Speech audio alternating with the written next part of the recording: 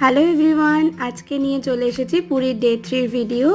তো এখানে হচ্ছে 4টে বাজে, তোমরা ঘড়িতে দেখতেই পেলে। বেরিয়ে পড়েছিলাম মন্দিরের উদ্দেশ্যে।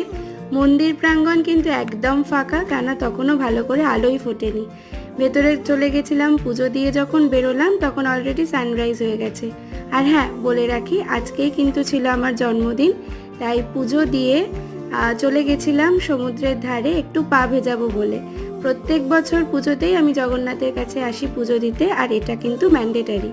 তো এরপর সন্ধেবেলা ছিল খাজা কেনার পালা। এখানে ওরা 2 রকমের খাজা দিয়েছিল। বাবা এখানে টেস্ট করে দেখলো কোনটা বেটার, মানে আসলে একটা ঘিয়ের ভাজা হয় আর একটা নর্মাল হয়।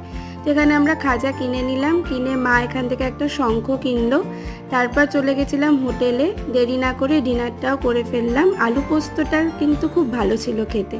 তারপর রুমে এসে দেখলাম প্রসাদ দিয়ে গেছে আর সাথে মালপোয়া।